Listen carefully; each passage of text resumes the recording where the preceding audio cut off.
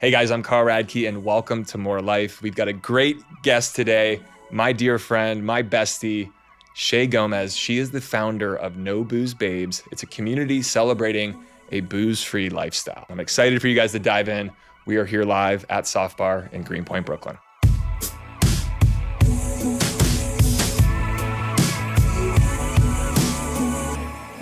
Shea Gomez, welcome to More Life. Great to see you. Thanks for being here. We're here. I love it. I mean, you're here. It. You're here You're doing like it every other day anyway, so ish. This works. You know, we like to dance. Yeah, I know. Do. By the way, Shea Gomez is here. She's one of my favorite people in New York City. She's actually one of the first people I really like. I DM'd you, I think. No, I DM'd you. you. Me. I could not wait to talk about this, honestly. Well, we're going to get into that. But I met Shea, 4 years ago? 3 years ago? I've been a big fan of Shea's. She's shared a lot of her story publicly.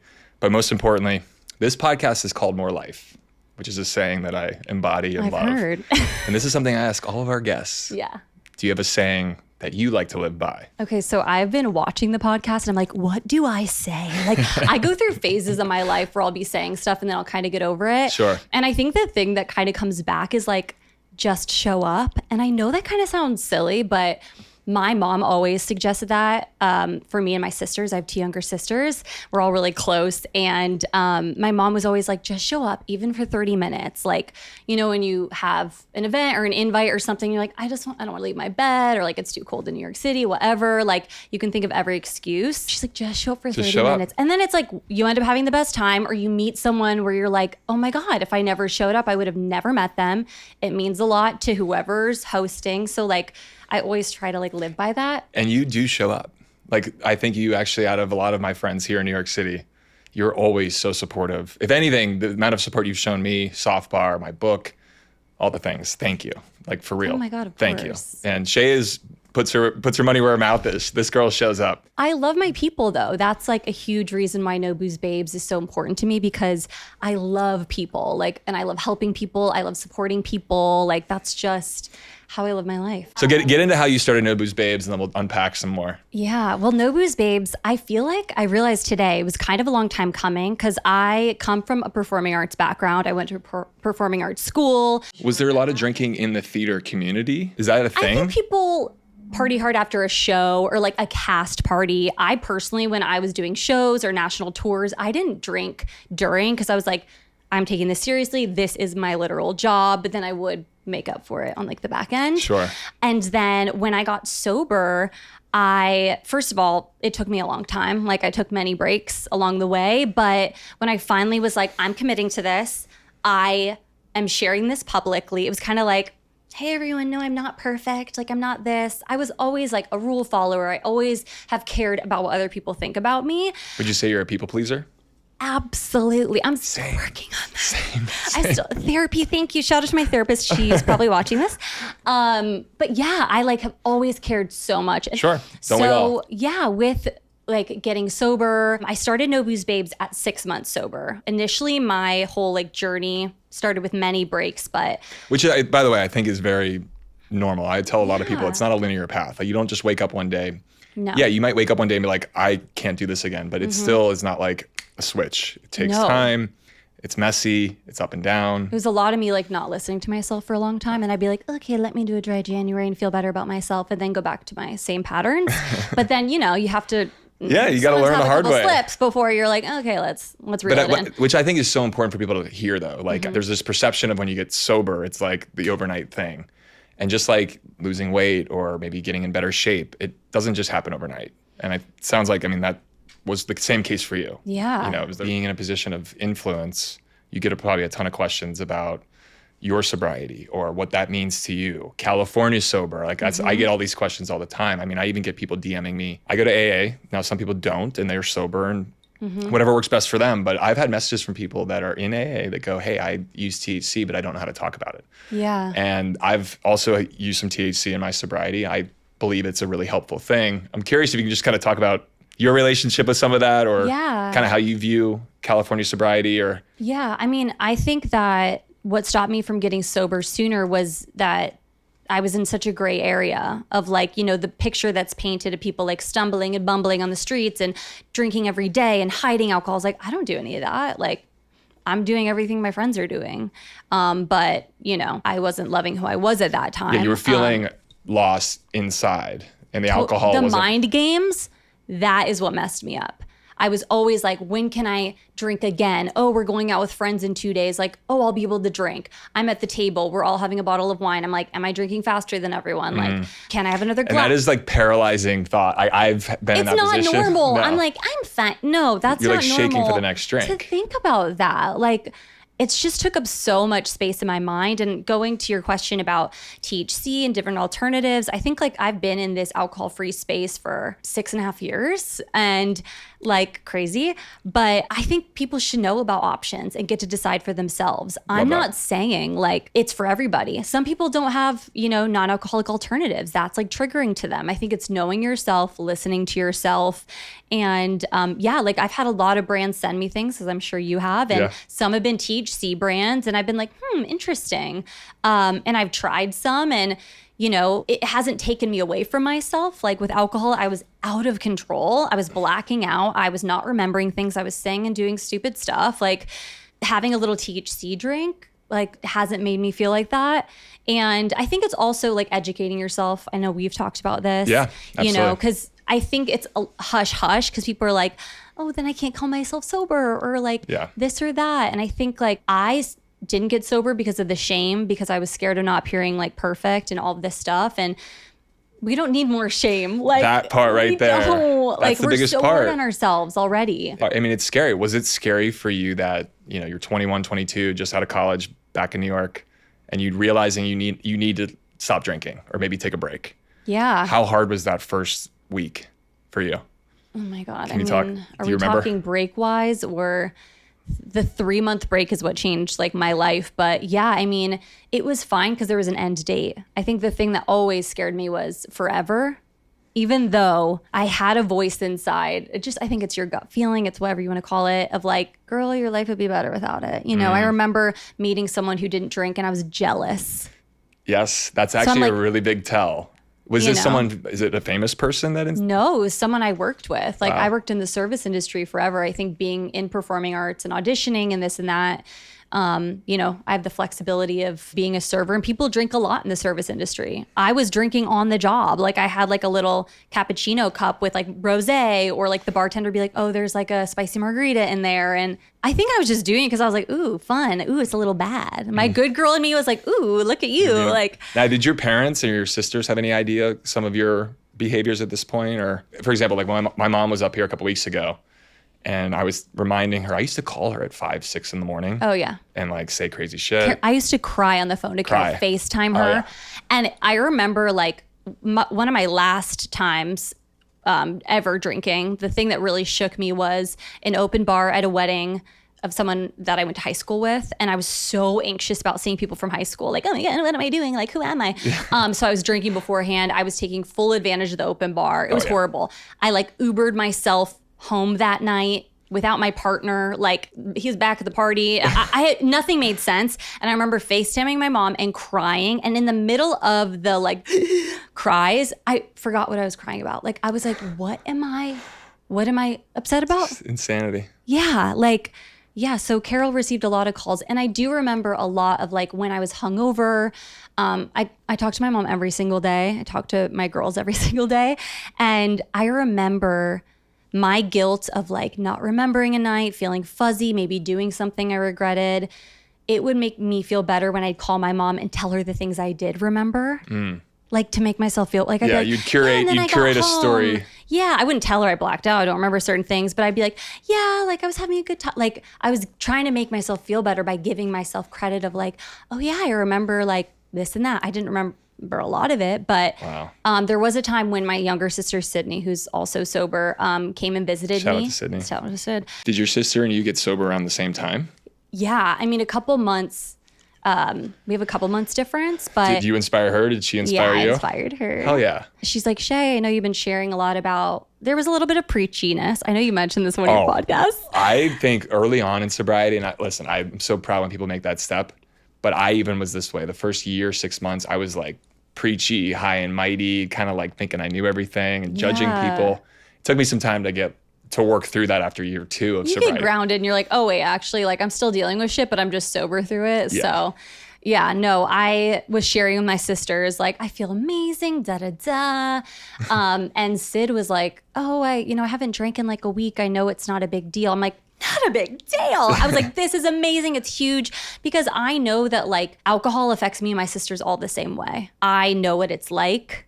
It runs in our blood. It runs in our family. I mean, that's such a beautiful thing for you to have that kind of gift to share with your family, because I've kind of viewed my sobriety as a gift I've given my mother. Unintentionally in a way, but like I don't call her at 6 a.m. and cry. Now I might call her at 5 p.m. and cry, but it's for a different reason. But yeah, I mean, it's beautiful to be able to give that gift to your mother and also your sisters, and in return to you back. I mean, I love hearing that. You guys know I'm always talking about routines, health, and just trying to feel better physically and mentally. And something I've been hearing a lot more about lately, especially from people in my life, is GLP-1 weight loss medications. I'll be honest, at first I didn't really know what to think. I kind of assumed it was just another trend. But the more I've learned and the more I've seen people actually go through the process, the more I realized this is a real healthcare tool that's helping people not just lose weight, but to feel better overall. More energy, better habits, more confidence. I actually have a friend who's been using Ro, and what stood out to me was how simple and structured the whole experience was for them. Everything is online. They felt supported through the process, and it wasn't just about the number or scale. It was about building something sustainable. And that's what Ro is all about. They offer access to FDA-approved GLP-1 weight loss medications, and now there's a new option, a daily pill. So if the idea of injections ever felt intimidating, this is a much more approachable way to explore it. The pill uses the same active ingredient as the shot and delivers comparable results. It can help patients lose around 14% of body weight in a year on average, based on a study in non-diabetics with obesity or overweight plus a weight-related condition with diet and exercise. It's one daily pill that helps reduce cravings and helps you feel fuller, which can make a big difference if you're trying to stay consistent. Ro also makes the whole process really accessible. It's 100% online care. You can do a medical visit, labs if needed, and see if you qualify, all from home. Plus, you get support like provider messaging, side effect management, and guidance along the way. The new GLP-1 pill is available for $149 for the first dose, plus the Ro membership, and they also offer a full suite of FDA-approved GLP-1 options at really competitive pricing. If I was in a place where I needed this kind of support, this is absolutely something that I would look into. Go to ro.co/Radke to see if you're eligible for the new GLP-1 pill from Ro. That's ro.co/RADKE to get started. And for safety information, go to ro.co/safety for boxed warning and full safety information about GLP-1 medications. When you first started your like social media sharing and getting sober, from the time you got sober to the time you got this Instagram account, No Booze Babes, how long was that? 6 months is when I announced it. Initially, Sydney and I started it together. I was like, hey, let's do something. Let's do like sober sisters. Sober sisters. Yeah, something like that. And then I think Sid came up with No Booze Babes, the name. And we were like, yeah, let's go. She lasted like the first week and she's like, Shea, this is like more of a you thing. Like it's too much for me. So funny. Is she kicking herself now? No, I mean, we had a whole podcast together. Like she's everything to me. She's like I feel so grateful for that. Were you inspired by anybody like on social that was sharing, or talk to me about that? When I was kind of sober curious and toying with the idea of like not drinking ever again, I did kind of what you were saying. Like I was seeing people on social media like smiling. Like I remember seeing like Millie Gooch from Sober Girl Society. She just started DMing me recently, and she's 8 years sober today. Oh my God, Millie! Honestly, shout out to Millie. Queen. Keep going. I just was like, okay, she's smiling and her life hasn't ended. And then I saw others by like doing hashtags like sober, hashtag sober curious. And that's super helpful for people to listen to though. Like, as I think that first beginning of wanting to get sober, or at least learning, you want to do it anonymously. Yeah. Or find information without like giving away, what's really going on, or try to learn more about what these topics are. And trust me, hashtags on Instagram or TikTok, you will find sober, recovery, one day at a time, you'll find a lot of good stuff. Going back to starting No Booze Babes, because I think it kind of feeds into what you're asking, is like, I created the community that I needed, that I was searching for. Like, I wanted to share parts of my story because I knew it would give people permission to share theirs, or maybe see like, oh my God, like, yeah, I have those same feelings. And because what I love about like, you know, the alcohol-free community and Instagram and all that is everyone has different stories. Everyone tries different alternatives. Like, you kind of find what fits for you. Like, I always say, No Booze Babes is the alcohol-free party. Everyone's invited to come and go as you please, just like you would any other party. Because, you know, Dry January is like, hey, everyone's here. And then people are like, you see the followers go. You're like, okay, that's okay. Do your thing. But I want it to be like a safe space for everyone. I want it to feel inclusive. And a huge reason why No Booze Babes was important, and it wasn't like Sober Sisters and all that, is because I think since sobriety still unfortunately has this negative stigma, I didn't want anyone to feel like, oh, I'm not sober, so I can't really like be a part of that. Sure. Like, I'm like, you're welcome to be here. Yeah, non-judgmental. Like, I think that's so important, because there is that kind of almost pure, like strict, rigid, if you don't do this, then you're not that. It's like, and it doesn't have to be like that. Like, it shouldn't I just be like think that there's such a gray area, and you're allowed to like pop in and figure it out. And I love that you say that, because that's exactly how I feel. There is that kind of gray part where, you know, people that are new or learning or trying to figure out where they stand, it's confusing. Yeah. And you're trying to make it, you know, a good choice for yourself. But then, you know, there are certain things that within the community of AA that I've also had to kind of get more comfortable with, and that takes time. But yeah, I'm just proud that you're saying that, because there's so much nuance. Yeah. And I think like for people to listen and hear that, that's good. Because I will tell people, listen, go to an AA meeting online, virtually, but turn your camera off and change your name. I've never been to, and this is a thing that like maybe is silly, but I'm like, I'm scared that I don't belong there, that they're gonna be like, you're not sober enough. Thank you for saying that. Like, I think especially being like a woman in New York City, you know, I was going out in my early 20s. I was dressing up. I like wanted to be like fabulous and drink the drinks. You were very fabulous. Thank you. But like, I also, No Booze Babes is showing you can do all of those things still without alcohol. You can still dress up. Like, you can still go to like a fabulous dinner. Like, I'm still out there dancing, doing all of those things. It's not so scary, and it's okay to ask questions. And you said something that I relate to so much. People that are sober still like to get dressed up and go out too. Yeah. I still like to go to a nice dinner. Yeah. I still like to snack, go to ice cream. I still like to go to music, dance, whatever. Life isn't over. Exactly. Like, there's a lot of judgment in the sober space too. Yes. I think that's why, again, No Booze, I'm creating what I want. Like, I want it to be judgment free. Like, people have come to you and been like, hey, I do drink and I don't want you to, I'm not judging you, because this is hard. This is really hard. And people's journeys are imperfect. Like, and I'm not like, oh yes, everything's great after you get sober. Like, you have to deal with a lot of the feelings you've been numbing. 100%. You have to deal with different relationship dynamics. You have to get out there and date. You have to figure yourself out. Like, it's funny that early in my 20s, when I was the most lost, when I was like going through heartbreak and my parents' divorce and moving to New York City and feeling like, who am I? Where am I? Like, that I was choosing to drink through that because I was taking myself away from me. I was numbing. That wasn't me. And I was doing a lot of things that I regret that I would never have done sober. Have you forgiven yourself for any of those regrets? Oh yeah. Good. It's I crazy. Sometimes it peeks back in my head, like something I've done 6-7 years ago, but stuff on TV that I'm reminded about. I can imagine that, Carl. And I feel for you on that, because I'm like, people can rewatch your show and be like, oh, well, okay, and see all this stuff. And if they think it happened just like in that particular, something from 6 years ago, they think that's happening right now. But like, it seems like you're really good with forgiving yourself. Do you still hold on to stuff from the past before you got sober? Like, I'm a Taurus. I hold on to everything, and I remember everything that people say, so don't cross me or my sisters. You heard it here. Watch out for Tauruses. Literally, watch out. The bull. I didn't know that about Tauruses. Oh yeah. My first car growing up was a Taurus. Your what? A Ford Taurus. I'm dead.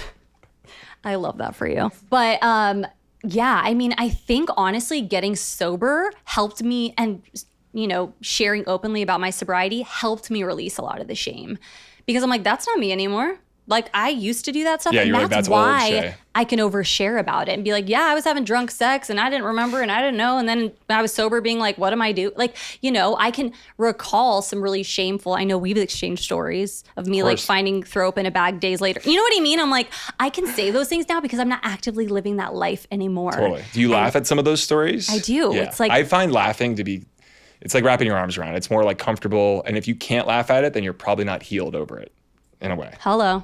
Yeah. But you were talking about just like you got sober. Now the whole world is back open to Shay.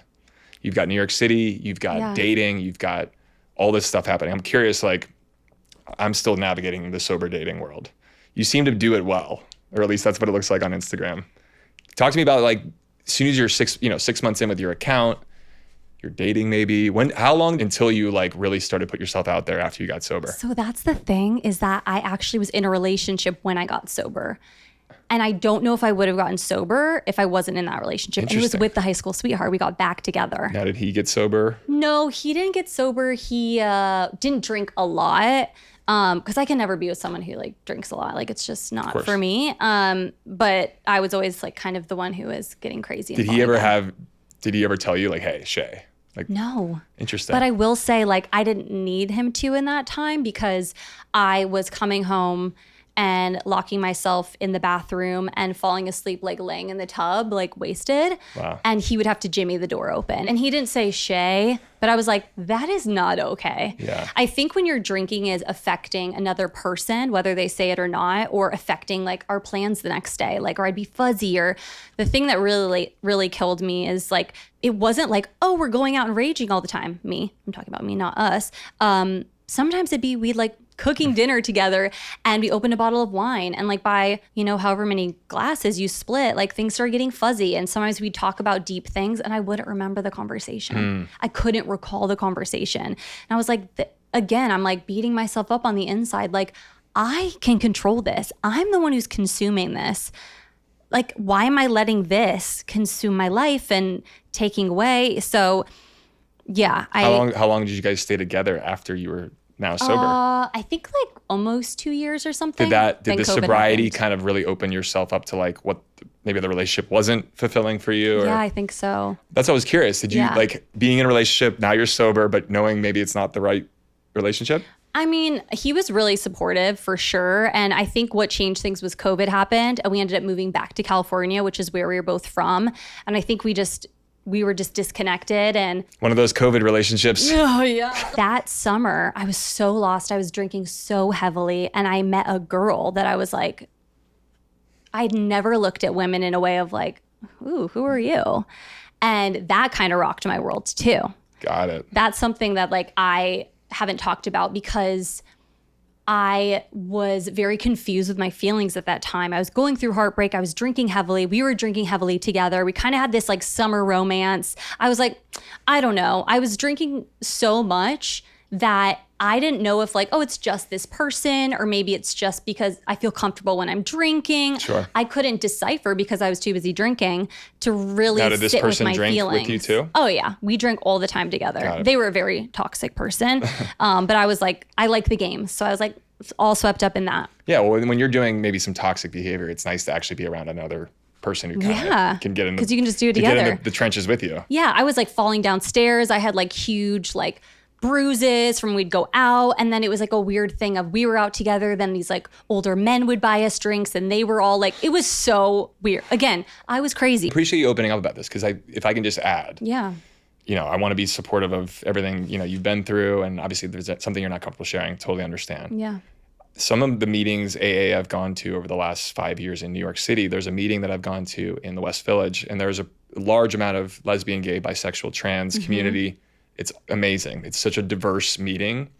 And a lot of times when I'm there, I think to myself, a lot of these folks, they have these stories of the struggle of coming out or finding their sexuality or understanding themselves better. There's so many sober people in these meetings. And it's fascinating and heart-wrenching to hear these stories of people like suppressing those feelings, drinking through it. And it made me think a little bit maybe about something you might have encountered, just like, okay, you get sober, and now your real feelings are coming through, whether, maybe you're attracted to women or all that. So totally. And can you I talk think, about a little bit of that feeling? Yeah. Well, thanks for bringing that up, because I feel like in the queer community, there's alcohol, I mean, everywhere, just in life, but like, yeah, to suppress our feelings, to like, you know, people's families don't accept them, like to try to cope. Like, and again, during this time, I was like at such a fragile time. And so I was like, what does this mean You weren't even for sure. me? You weren't What even does this trusting mean? yourself. I don't even know what this means for me, my sexuality. Do I have to tell my mom? Like, I tell my mom everything, you know, I hate lying. Like, you know, it was just such a weird time. And then it kind of fizzled out and I moved to New York. And why we're here is because when I went through the breakup with my ex-boyfriend during COVID and all of that, I got a therapist. Finally. Snaps How to the long did it therapist. take you? I got a you. therapist. This therapist helped me through the breakup, but also I was like, hey, there's been this lingering curiosity about like maybe dating women, maybe dating men and women. Like, also I remember telling my sister, like, I think I need to, like, I owe it to myself to also date women and to see if there's something there. Try it out. And I think a huge part of my sobriety is like also allowing myself to like explore my sexuality and change my like Bumble to men and women and date sober, but also like try to date a woman sober, which I've never done. You know what I mean? Yeah. Like, it's been such a journey, and I'm just grateful where I am today. And I'm in a relationship and my girlfriend's amazing, but like, it's just, she's really hot and smart and great and like really a cheerleader for me. And that's, I mean, that's like everything. You're comfortable in your own skin, it seems like. But I think going back to me, like being a people pleaser and wanting to appear perfect, I think me sharing No Booze Babes, being like, I can't drink like everyone else. I suck when I drink. I make bad decisions. I do shit I am embarrassed of, all of this stuff. Like, that was almost freeing for me, sharing that publicly. And a thing that I haven't shared as publicly is about my sexuality, because I'm like, oh my God, I have to come out about my sobriety, and I have to come out about my sexuality, like especially when it's a lot to like all at once. Yeah, I'm like, yeah, I don't drink, and they're like, oh, having feelings about that, and they're like, okay, well, what about your boyfriend?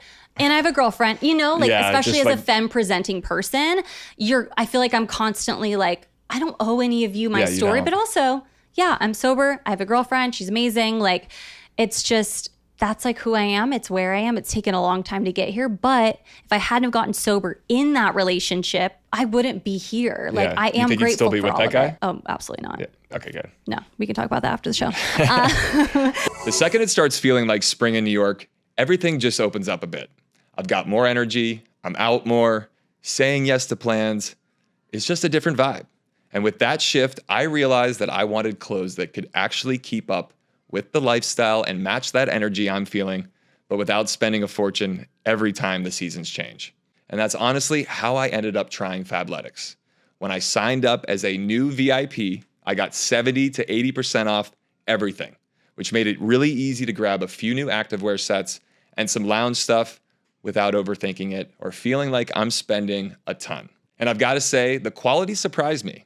It feels like that premium activewear you'd expect from higher end brands, really soft, breathable, and it actually holds up, but without the crazy price tag. And what I've been reaching for a lot lately is their matching sets. I throw it on for one of my run clubs and then just keep it on when I'm grabbing coffee or running errands. It makes the whole day easier, not having to think about changing or putting together another outfit. I use this, and you guys should too, especially if you're trying to refresh your spring lineup without going overboard.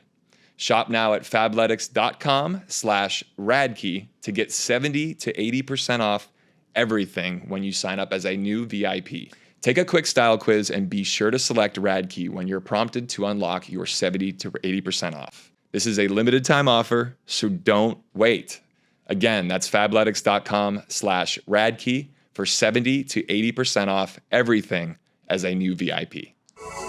What's one thing that like kind of surprised you about yourself once the alcohol was out? I mean, it takes some time to like really work through your system, but like you're maybe 8 months in.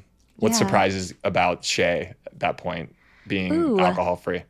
I just like myself as I am. I've always been social. I haven't really needed alcohol. I love like, you know, we've hung out and stuff. Like, I love being out and meeting other people and all of this stuff. It's hard to even think about you under the influence because like you have such an energetic personality. Just being slurring, falling down with these long legs. Were you waking up with mean bruises. or nasty? I was like making out with bartenders. I was like, Kind of wish we did see each other back in the day. we probably were in a bar. I was 100%. reaching over, making out with bartenders. I was like, again, it was like men. I was having like sex with men that I was like, I didn't care about. I would have never done sober. Like I just was, I don't know what she was doing. She was just being crazy. But again, I wouldn't be here. I wouldn't be who I am. But what I've noticed about being sober and open about it is that it's brought amazing people. We wouldn't be here. It's brought amazing people to me. I've met so many amazing people, you being probably top of that list. Like I'm blown away by the doors. It's so meant to be. Like, thank God. Thank God we healed ourselves. I can't imagine not knowing you and going through kind of this world and navigating New York City, Brooklyn, business ownership, and social media content, like all of it. Like you inspire me. So I can't even fathom the thought of never meeting you. No. But we met because of this choice that we make and this journey that we're on and trying to just live a better, healthy lifestyle. Yeah. And I didn't even know who you were. Like that's the best part So talk to me about too. this DM. Do you remember that? I had to go back because I was like, okay, what happened? Okay. And this is what happened is my friend Danielle texted me one time. This was like, I think after my breakup. I don't even know exactly the timeline, but she was like, hey, do you watch Summer House? And I was like, what is Summer House? I have no idea. And she's like, okay, there's a guy on it, Carl, and he's getting sober. And this is when I like started No Booze Babes. I was like getting ready to host an event. She's like, you should date him. And instead you know how many people say that in my DMs? Oh yeah, everyone says it. We're like internet boyfriend and girlfriend. Basically. So I slid into your DMs and I invited you to my first ever No Booze Babes event. I did a happy hour and I was just like, oh, hey, I've never seen Summer House, but like I heard you're sober. So if you want to come to this, you didn't read it, Carl. I'm sorry. No, it's okay. But then 3 years later, time passes. 3 years later, you're like, hey, sorry, I never saw this. Do you want to come? Oh, God. I'm so sorry, try Shea. this NA lover boy? No, it's like, here we are. It was so meant to be like this. That was one of the funniest transitions of all time. But 3 years later, then I was like, I'm waiting to tell. I feel like we've talked about things, but I'm like, I was like, I have to tell you. I forgot it was podcast. 3 years. Well, can I tell you what I remember? Please, I have to take a We sip. launched our amazing Loverboy non-alc. And I was working with Kyle and Amanda. And we were coming up with like who in New York City would be like the ideal person to get that product like when we launch. And I'm thinking obviously the sober community, maybe there's influencers. And I don't know how I saw you, but like my explore page on Instagram is pretty dialed in. Like it's sports, it's cool watches, it's women, and then it's sobriety. In that order? Kind of, probably reversed. Women, sobriety, clothing. We love the honesty, Carl. But yeah, sorry. But I think I remember seeing what you were doing and the way you were going about it was like foreign to me almost. It was like, wait, you could be hot, you could be fun, you could be social and not drink. I remember meeting you and you were so open. You were telling me like what you were going through and like I feel like I was always... like, nice to meet you. Like I like had no idea what you were talking about or going, but like you, and I think that's something with like sober people. There's like an immediate connection, like an unspoken, like, oh, okay, I see you. Yeah, I you get can kind of just we have some stories, like, well, you know. Being vulnerable or being like really open. Like, I guess, how do you handle that? Because I'm so open. So open that literally like my girlfriend was like, maybe you should work on being mysterious. And I was like, I don't know her. I don't know that. Can I ask, your girlfriend being obviously very supportive of your alcohol-free lifestyle, does she drink? Not really. Yeah. I think that does, as long as the other individual partner, boyfriend, girlfriend, whoever it is, as long as they have a healthy relationship or at least a mindful relationship with it, I feel like that. I've never seen her drunk or anything. Like that's so important though in relationships. I would be so turned off. Like I remember I saw one of my exes drunk and I was like, this is what you are? Well, let me ask you, so with maybe your partner or someone else prior to that, but like you're on one of your first dates with a woman. Yeah. Maybe things are going well. How are you navigating this like new area of like... Women are the best and they're so understanding. I changed my Bumble. Here we go. Everyone buckle up. I changed my Bumble to men and women. And I was like, cool, let's see what's going on. And I used the prompts to my advantage. And I always suggest this for people on the apps.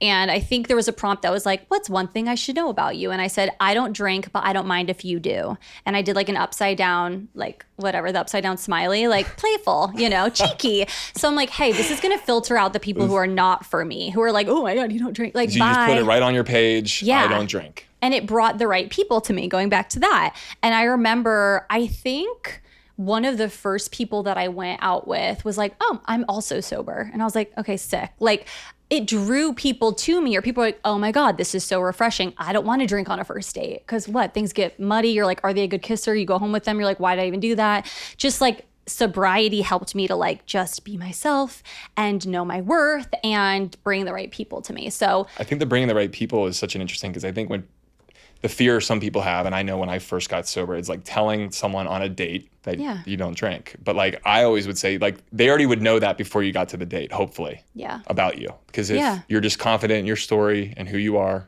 tell them.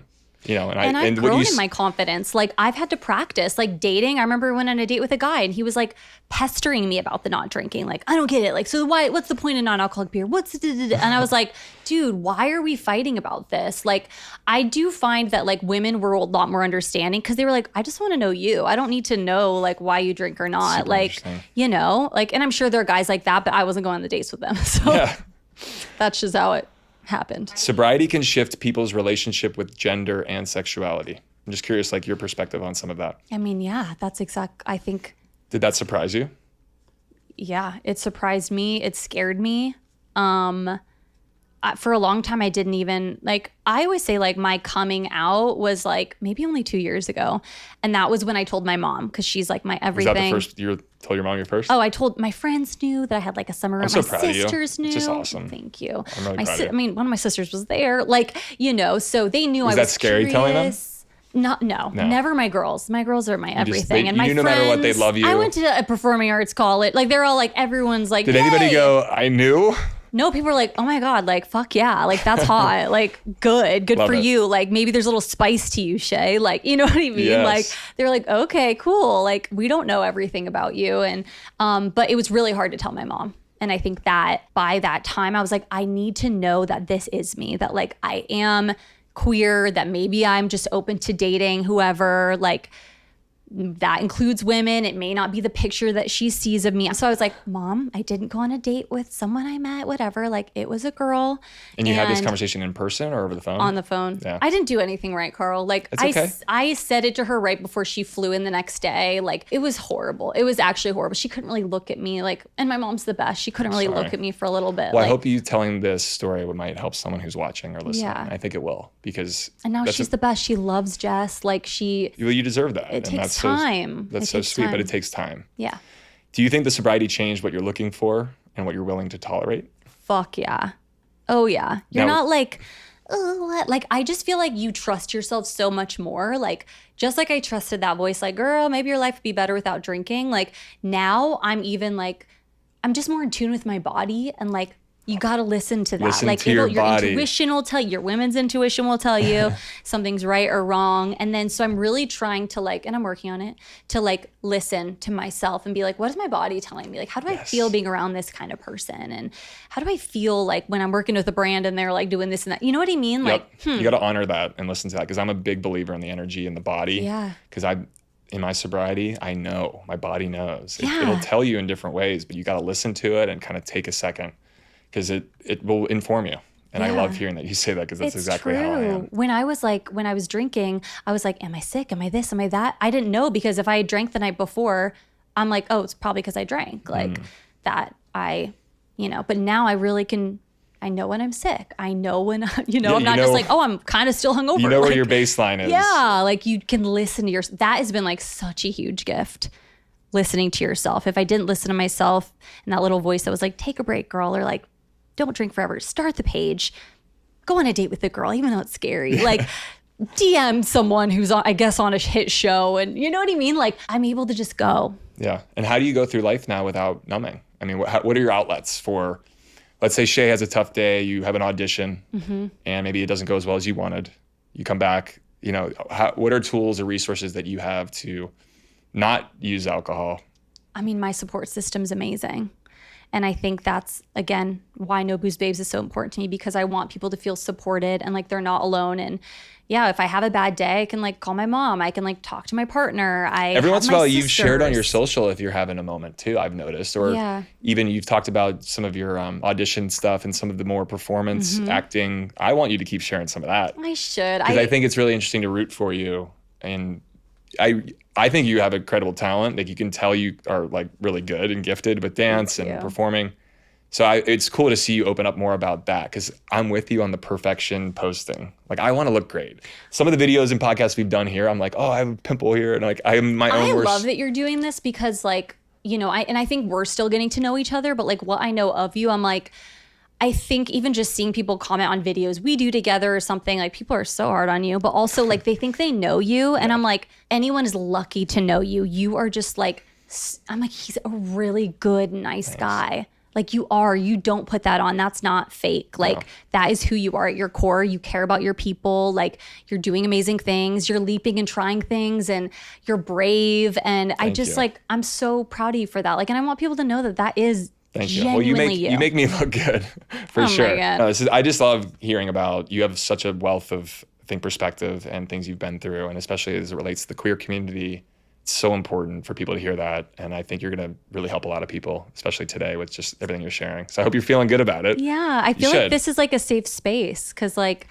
yeah, I guess I haven't shared about it as openly, but it's like, again, I'm not carrying shame from it. So, but it's important for people to see that because I think there's probably a lot of women out there and I'm sure some men out there that are, you know, wanting to relate to someone. And I think what you just shared today and how you're sharing it will really help someone relate to it. And it's going to literally help someone's life. And that's such a beautiful thing. Great. Thank you. Well, I'm proud of you. And I just want to say one last thing of like, I know we talk about our sobriety a lot, but I think the cool thing is that our sobriety has opened up so many doors for us. And sometimes I'm like, I am so much more than my sobriety, for sure. I do so many things. We do so many things. You're doing all the things, Carl. You're on tour here, left and right, taking a run there. Well, I mean, don't compare. Don't compare. No, but I'm just saying, like, at our core, our sobriety has helped us to become who we are, has helped us to explore who we are, has helped us to take leaps. And I think that that's what's so cool and important, but we are so much more than our sobriety. Totally. And I mean, that's why I'm glad you're doing this. Yeah. So people get to know you on another level. Totally. Well, what's one thing, I asked this of all my guests here at More Life, what's one thing giving you more life right now? It could be a person, it could be a beverage, it could be a blog. Honestly, this conversation gave me more life right now. Like, I'm so grateful to have like you as a friend, but also have like this safe space because like I have been nervous to share about things like the perfectionist in me, the wanting to be liked by everyone. It's normal. Yeah. Totally normal. One more thing that's giving me so much life is my niece. Shout out to your beautiful niece. Oh my God, Stone. Shay's sister just had a baby, 2 months ago? 4 months 4 ago. months? She's everything. Shay is an auntie? Like, no, but like she's giving me more life because I'm just like, I want to be everything for her. I want to show her I'm like, I want her to know she can do anything and everything. I mean, how beautiful is that your niece, when she gets to, an age where she'll actually kind of know what's going on, you'll be so present, so clear, so confident. Your sisters also will be. It's such a beautiful thing. Like the effort you put in and all the hard work you've made is going to impact the next generation of your sister and your family. Well, that's like, there's so much beauty in that. Yeah. And that's what I've thought, like when I was drinking, like I can't be a mom. And if my kid's like, Mom, come pick me up, and I've had a couple glasses of wine, like I don't have to worry about that. Yeah. I can like show up and be there and be fully present and be that mom that does the pickups. And just even if my kid's like in high school secretly drinking and I'm like, yeah, you're underage, but I will come get you. Like I will be there for you. Like, No, it's all, do you want to have kids? I do. I 100% want to have kids. I will say after my brother had passed, I went to my brother's funeral. Obviously, I'm not trying to get too negative or dark here, but when I saw my niece, she looks like a Radke family member. She looks like my brother. She looks like my brother's, former girlfriend who was the baby mother. Like I see her and I look at myself and I look at my brother because like we look similar. Yeah. And it reminded me of like, what do you leave behind? And she's going to be the one carrying on the family. And it reminded me of how much I do want to have family and have kids. But I got to meet the right person. Yeah. And then that will happen and fall into place. But I'm trying to really attract, not chase. Yeah. And I think that's so far seems to be working. But okay, good. Do you think there's any merit in attraction versus chasing? I'm an attractor. Yeah. But did you chase when you drank? Probably? Yeah, probably. Yeah, same. Yeah. I think I just didn't know my worth and I was just like, oh, whatever. Like, I'll just... You know your worth. Yeah, I know my worth. You're a badass bitch. And you're a badass bitch. Sorry for the B word. I meant it in like... How dare you? No, I love that. No. Bring it on. I'm a badass bitch. Well, I'm so grateful for you. Your friendship, your support of the business. I'm just so proud and happy for you. Like it's been cool to see your rise and you continue to do things. And I feel like you've got so much more ahead. I really believe We that. both do. Thank you guys for joining us on More Life. Shea Gomez, everybody. Thank you for being here. Thanks. Cheers.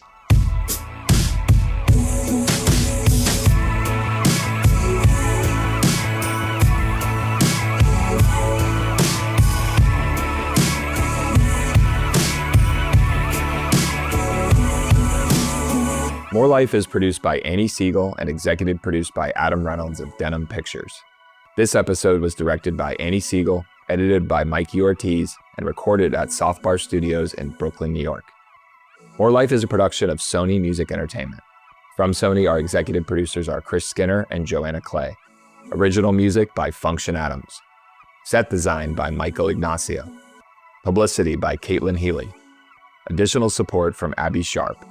Special thanks to Allison Shano and Joanna Orland. New episodes drop every Tuesday. We'll see you next time.